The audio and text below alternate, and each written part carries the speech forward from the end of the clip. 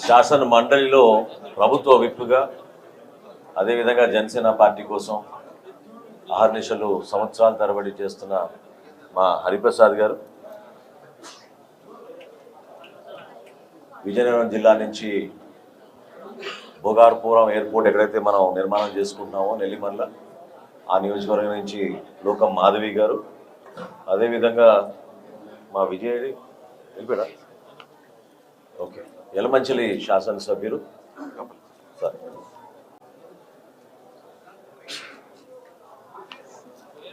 యలమంచిలి శాసనసభ్యుడు విజయ్ గారు రాజనగరం శాసనసభ్యులు బతుల బలరామకృష్ణ గారు ఉంగుటూరు శాసనసభ్యులు ధర్మరాజు గారు అదేవిధంగా రైల్వే కోడూరు కడప జిల్లా నుంచి శ్రీధర్ గారు పాలకొండ నుంచి జయకృష్ణ గారు వీరితో పాటు మా అందరితో పాటు ఎంతో అనుభవం కలిగిన వ్యక్తి పవన్ కళ్యాణ్ గారికి అండగా నిలబడడానికి రేపటి సభలో నిండు మనసుతోటి పాల్గొనడానికి నిన్న పార్టీలో పవన్ కళ్యాణ్ గారి చేతుల మీదుగా చేరిన పెద్దలు దొరబాబు గారు వీరితో పాటు మా civil supplies corporation chairman Sudheer గారు అదేవిధంగా బాబు నేను మర్చిపోలేను తుమ్మల బాబు కూడా చైర్మన్ గారు ఇక్కడ విచ్చేసిన మా జనసేన పార్టీ నాయకులకి సైనికులకి జన సైనికులకి వీరమైన అందరికీ నమస్కారం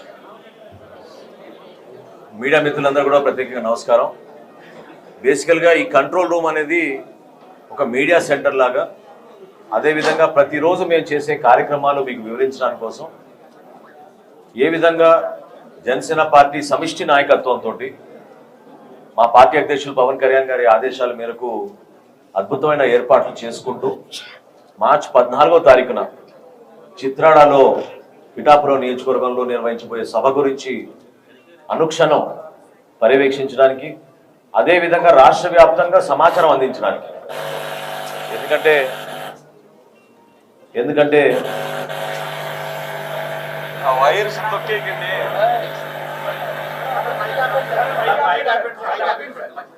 ఎందుకంటే వివిధ జిల్లాల నుంచి 2014 నుంచి పార్టీ కోసం జెండా మోసిన మా జన సైనికులు వీర మహిళలు ఎంతో కష్టపడి వాళ్ళు కేవలం ఈ సుదీర్ఘమైన ప్రయాణం పవన్ కళ్యాణ్ గారి సిద్ధాంతాలు నమ్ముకుని దేశానికి రాష్ట్రానికి అంకిత భావంతో పనిచేయాలని యువత అద్భుతంగా ఆ రోజు నుంచి ఇప్పుడు నిలబడ్డారు వాళ్ళందరికీ ఒక చక్కటి అవకాశం కల్పించడానికి మేమందరం కూడా కలిసి మా పార్టీ అధ్యక్షులు పవన్ కళ్యాణ్ గారు 11 సంవత్సరాలు ఎన్నో అవమానాలకు గురై ఎన్నో కష్టాలు ఎదుర్కొని జనసేన పార్టీని ఇంత దూరం తన భుజాల పైన తీసుకొచ్చినందుకు కృతజ్ఞత చెప్పుకోవడానికి మొట్టమొదటిసారి జనసేన పార్టీ నుంచి సార్వత్రిక ఎన్నికల్లో ఎన్డీఏలో భాగస్వాములుగా ప్రభుత్వంలో మేము ఈరోజు భాగస్వాములుగా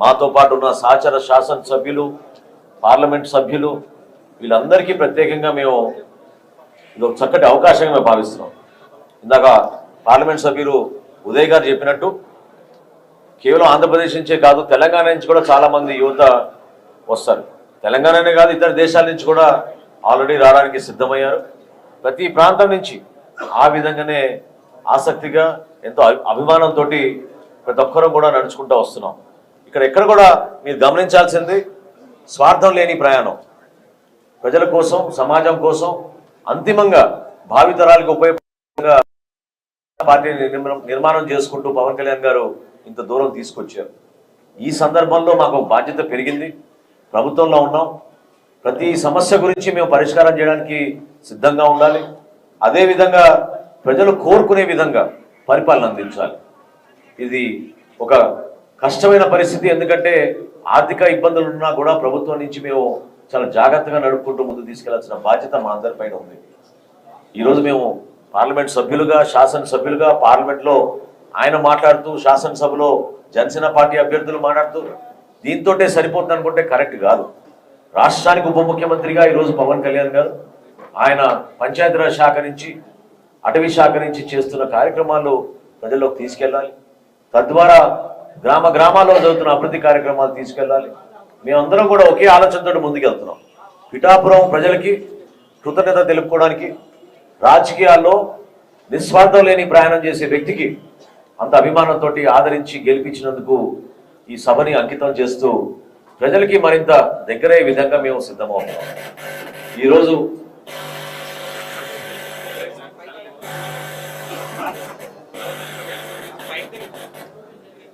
ఈరోజు అంతర్జాతీయ మహిళా దినోత్సవం సందర్భంగా మా వీర మహిళలకి ఏ విధంగా జనసేన పార్టీలో మహిళల విభాగం కోసం పవన్ కళ్యాణ్ గారు ఝాన్సీ లక్ష్మీబాయి లాంటి మహానుభావురాలను తీసుకుని ఉత్తేజపరుస్తూ వాళ్ళని వీర మహిళ అని ఒక నామకరణం చేశారు.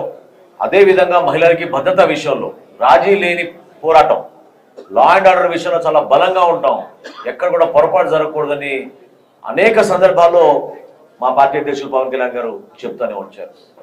కానీ గతంలో జరిగిన కొన్ని సంఘటనలు ఈరోజు వాస్తవాలు బయటకు వస్తున్నప్పుడు ఒక ఆందోళన ప్రతి ఒక్కరిలోనూ ఉంది. ఆందోళనే కాదు, వాస్తవంగా మహిళా దినోత్సవం సందర్భంగా ఒక బాధ్యతతోటి జగన్మోహన్ రెడ్డి గారు వారి తల్లిని చెల్లిని గౌరవించుకోవాల్సిన సందర్భాన్ని మర్చి సునీత గారిని ఏ విధంగా వేధించారో అవన్నీ కూడా వివరాలు నిన్న మేము మాట్లాడుకున్నప్పుడు చాలా ఆందోళన కలిగింది.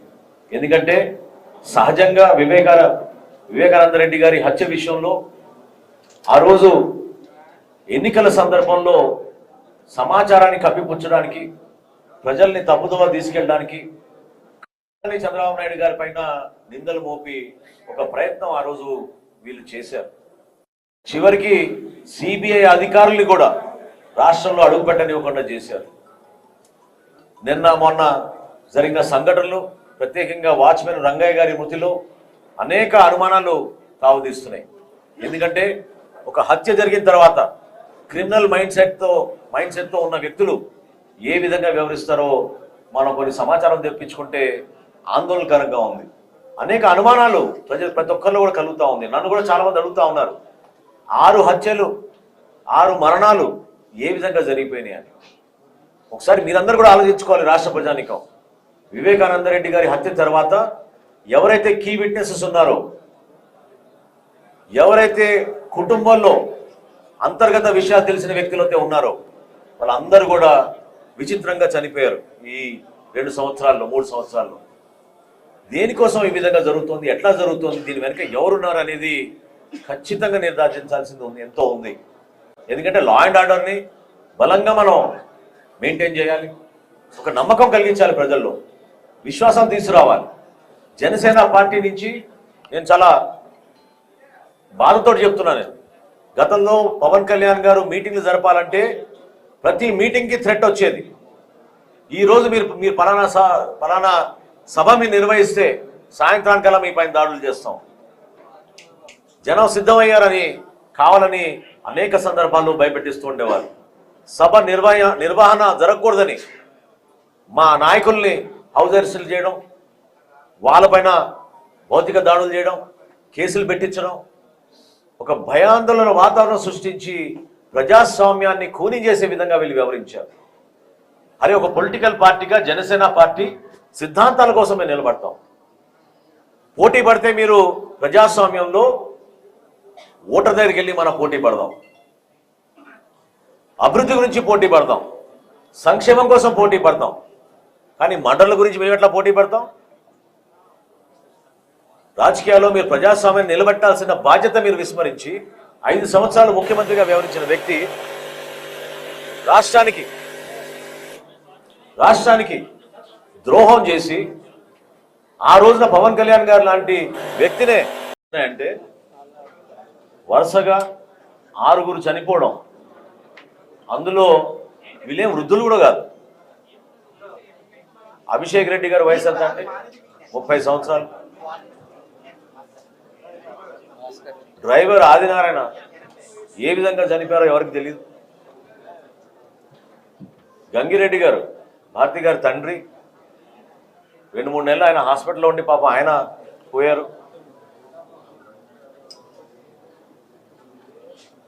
ఏ విధంగా దస్తగిరి పైన 20 కోట్ల రూపాయలు ఇస్తామని ఒక డాక్టర్ని పంపించి జైల్లోకి అప్రూవర్గా మారిన దస్తగిరిని బెదిరించి క్రిటికల్ టైంలో దయచేసి మీరందరూ కూడా అర్థం చేసుకోవాలి. ట్రయల్కి వెళ్ళే సమయం ముందు కావాలని ఈ విధంగా విట్నెస్లందరినీ కూడా వీళ్ళు తొలగించుకుంటూ పోతున్నారు.